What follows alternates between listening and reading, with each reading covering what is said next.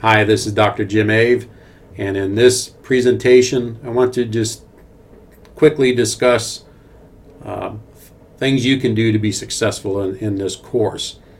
I believe both Dr. Crump and I want you to be successful in this class, so I think these are good. This is some good information for you to be successful in this class.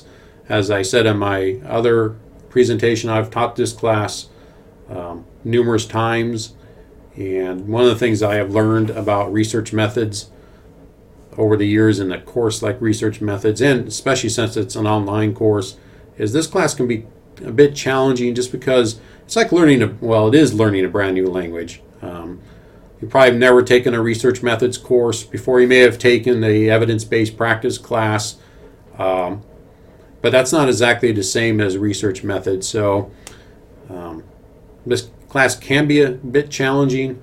Here's some things that I think will help you be successful in our class. First one is, most important of all, is be motivated to want to learn. I remember when I was in my doctoral program, I'm one of those students that always wanted to get good grades. So I asked my professor, like one of my first classes in my doctoral program, what do I need to do to get a good grade? And she said, don't focus on getting good grades, focus on learning. And if you focus on the learning material, the grades will follow. And so that's what I would also suggest with you. Focus on the learning of the material, not just to pass the course. Other key thing, it seems like a no-duh type thing, is read the assignment and or learning activity directions. If you're not sure what you need to do, ask us. We're here to help you. That's why we went into teaching, is we want to help our students learn. Other thing that I think is critically important, especially in an online course, and probably at this point in the program, hopefully you already know this, but set aside time every single day to work on coursework. And that's up to you, because you don't have to log in at specific times. Assignments have specific due dates and all that, but you can work on the material anytime that you want. But do a little bit every single day. That's critically important. If you wait till most of our assignments are going to be due Sundays at midnight. If you wait to Saturday to do it, you're not going to have enough time. Other thing I think will be helpful for you in this class, in our next class, the 590 course, is to find a partner. Hopefully by now you know the other students in your classes. It can be in this section. If you have a friend in the other section, that's fine.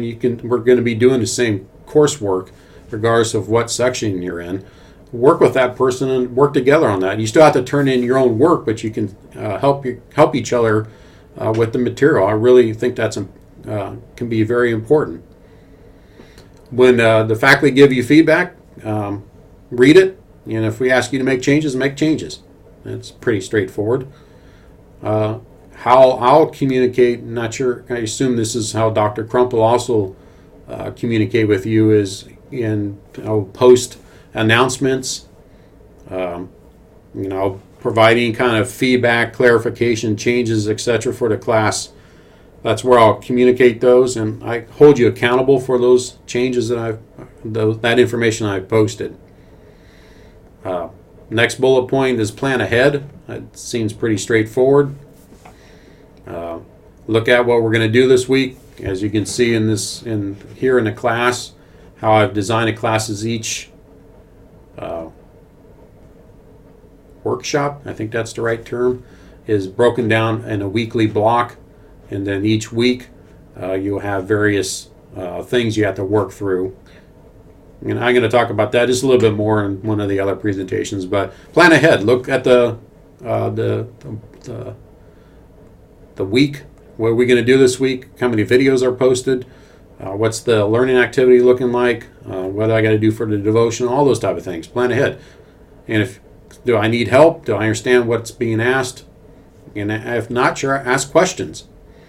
And ask your questions in the faculty forum. That's where I'd really like you to post your questions.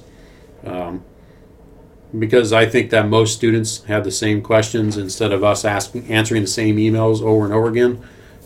Best to post your questions in the faculty forum. And we are committed to reply back to your questions in the faculty forum within 24 to 48 hours, probably quicker than that. But on the weekends, may not get back to you that quick. So try to figure out what we're trying to do, read through the material earlier in the week so I can answer those questions. We're not going to have a lot of threaded discussions in this class. Well, actually, we are in the devotionals. We'll have a lot of threaded discussions there. Treat each other with respect. I assume at this point in the program you know how to do that. It's okay to disagree with somebody. It doesn't mean if you disagree with them that you don't like them. We can agree to disagree with people and still be friends. Last points I want to make in this presentation is how to learn the material in our program. And I have 4 options. There might be more options than this, but I just wanted to, I was thinking through this when I was creating the course. It's like, how can students learn the material? This is really going to be probably more for weeks 3 through 7, but it can be helpful for weeks 1 and 2 also. So we have 4 options here depending on your learning style. So if you're an audio learner, or you're an analytical learner, or learn by writing, there's some learners who like to find information on their own, and then there's social learners. People like to learn in groups. And so for the audio learners, people learn by hearing. I'm one of those. I hear something, I can remember it.